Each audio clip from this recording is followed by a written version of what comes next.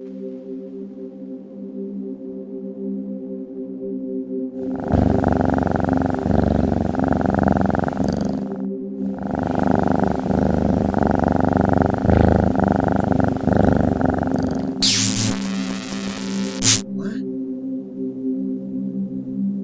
Where am I?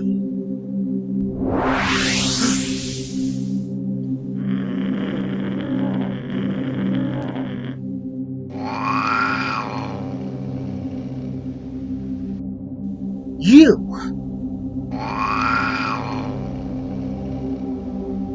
Rule the storytelling world. Like that's gonna happen. I challenge you to a duel, and if I win, you restore everything back to normal. If you win, you can do whatever you wish in the story world.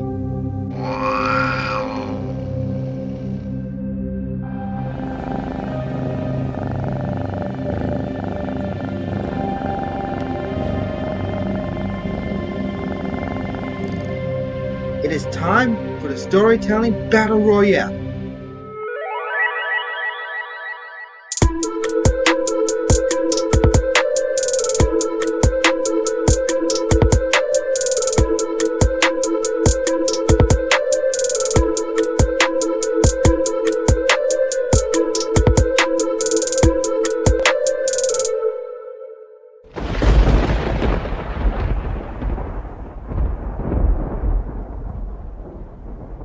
Well, if you're ready, I think it's time for our little duel.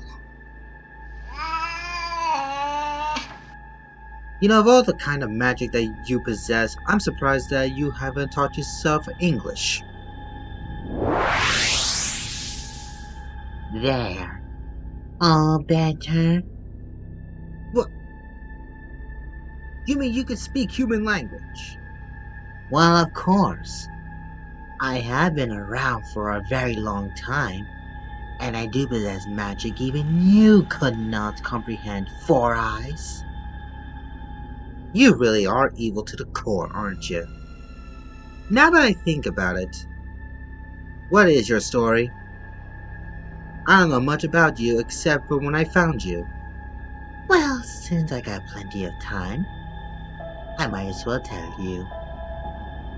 Mark my words, human. You really do know nothing about me. Pray tell. As you wish. Enter my world.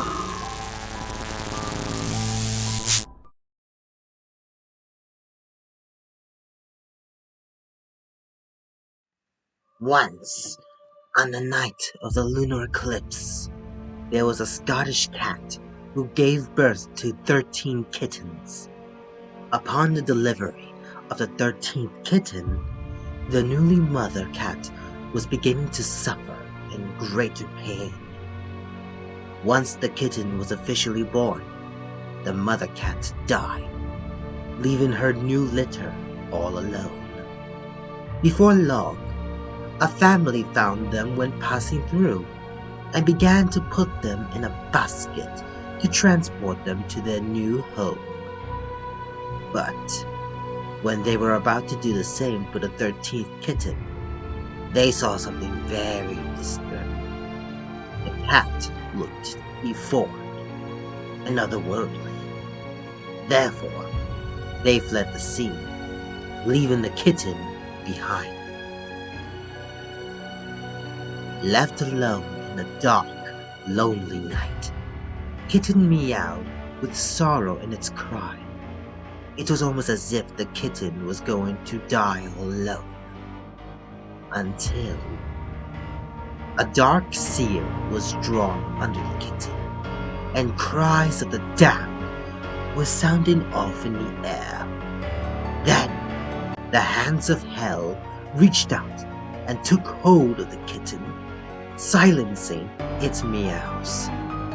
Moments later, the kitten grew in size and appeared as a physically normal cat, undeformed, with parts of its chest fur turning white. Once the transformation was complete, right before the circle, vanished. A voice spoke. You will belong to me, now and forever. Become my insight of the mortal world. Bring me souls of all. Bring them to me, and you shall live forever. And thus was born the cat. Over 2 millennia, Cat Sith served the voices of hell by taking away souls of those that failed to cross over to the great beyond. The more captured, the greater the Cat Sith's power grew. Any living mortal that would stand against them had met many forms of misfortunes unimaginable. No one in Scotland, or Ireland for that matter, was safe from this dark, fairy cat. Although, sometimes the cat could not help but to be tempted by some myth left behind for it. Those that offered this were spared of the Cat Sith's wrath. One day, however, the Cat Sith met with the voices of the damned, and they cried out to it by saying, You have been very useful, but now your work must be done overseas. There is a human whose soul you must take. His power shall give you the rights to rule the mortal world. Take his soul by any means. Take what is yours and become a god. And just like that, the Cat Sith no longer resides in the European lands, readying itself to take the soul of the human he is after.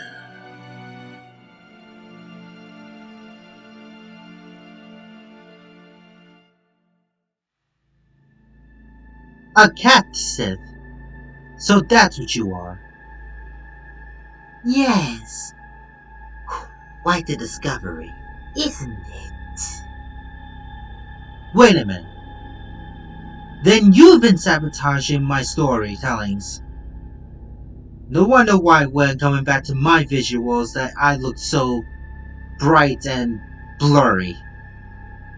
It took you this long to realize that. Huh. You're stupider than I anticipated. But enough of that. It's time for your soul to be claimed. Behold as I take my true form. And now, your soul is mine! I think not. What? It seems you don't know much about me, just as much as I didn't know much about you. What are you talking about? You told your story. Now it's time for me to tell mine.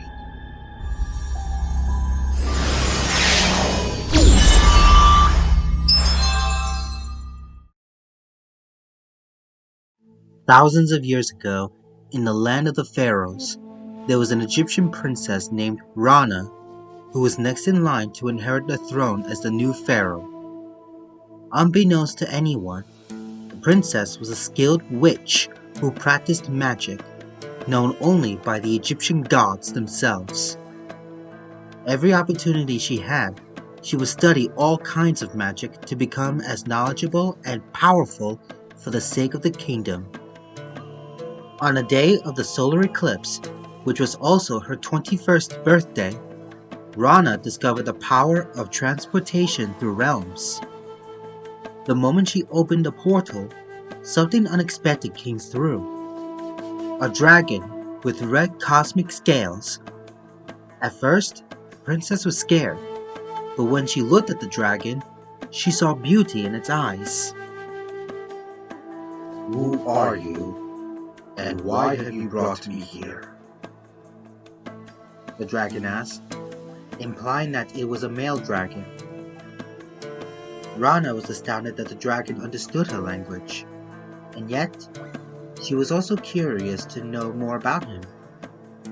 So she answered, I am Rana, Princess of Egypt, and the most skilled magic wielder of all times, or Heka in my native language. Replied the dragon. A magic wielder. In my world, many names were called upon those that command magic. For you, I would say you are more of a witch. A witch? Rana responded.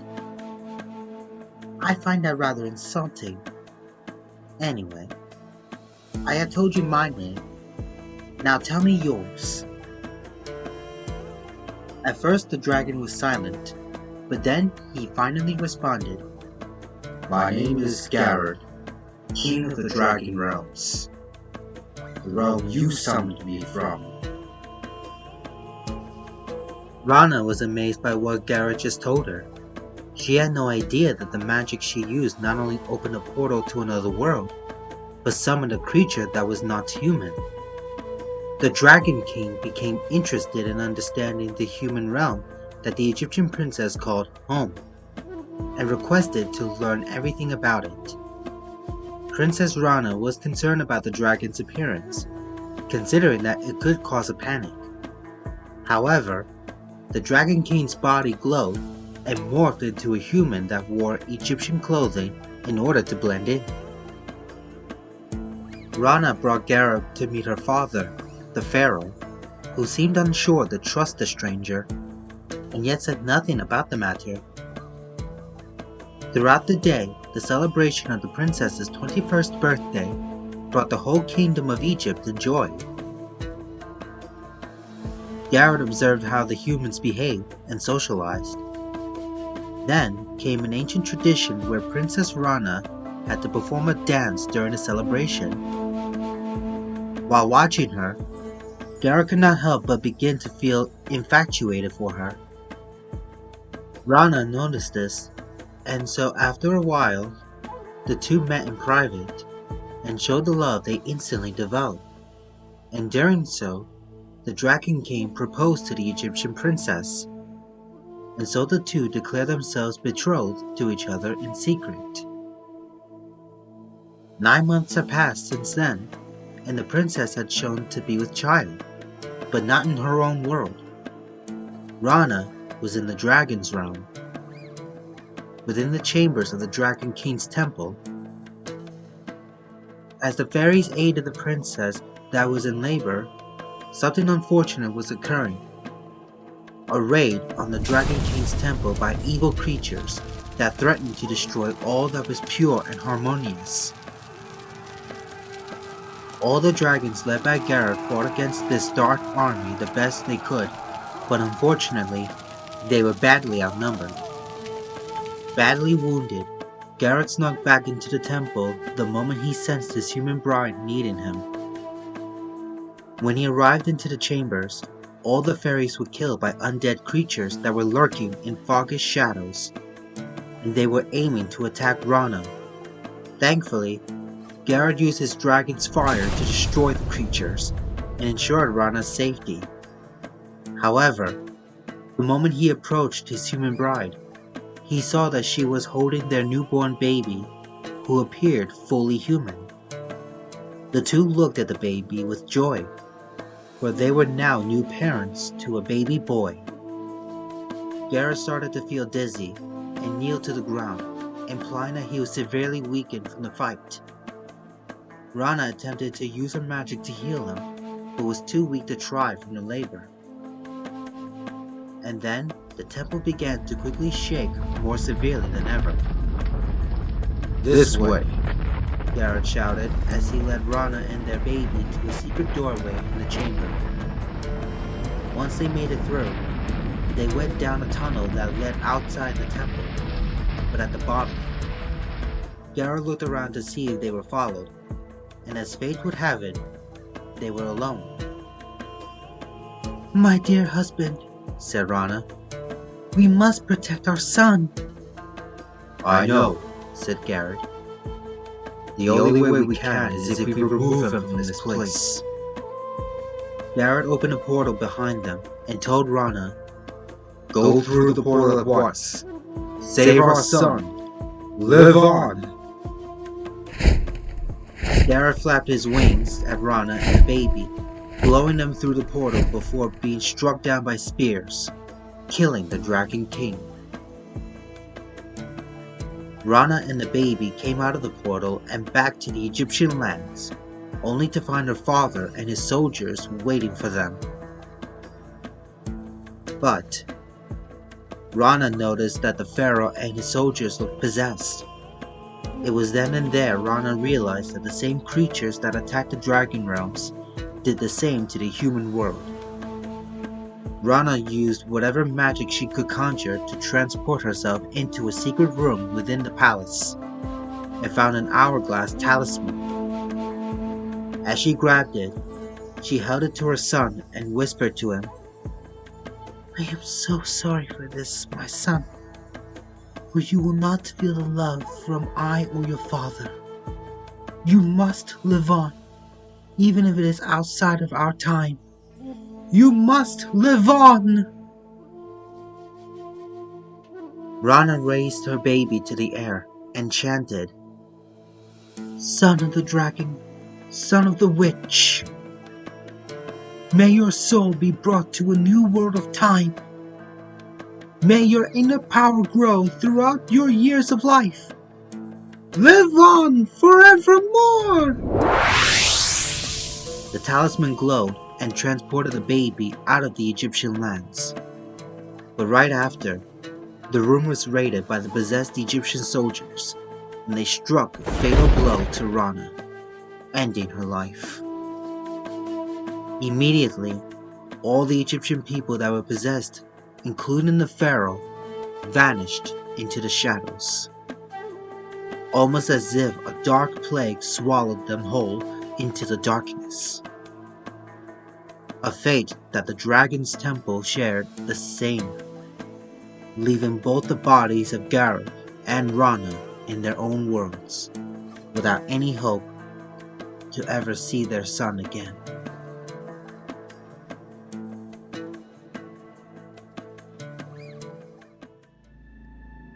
Son of the dragon, son of the witch. It seems I was right about you. But all the same, like all humans, I shall take your soul. If that's what you think, then duel!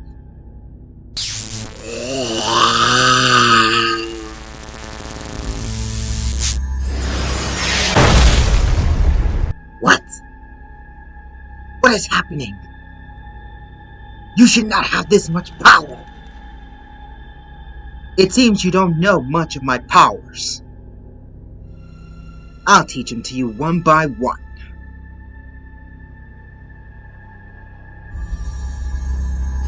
Lorgelnas! Gedest Venas! Duhovnast! Zestina! Drahina! Kreatevnost! Lanost! Podziak! Gravednost! Etenki! Bragrenti! Prijatel Jezvol! Never again shall you threaten anyone. Now, be gone! No. No! I am the cat Sith. My power is greater than any human. There is no way that you could challenge it and deny me.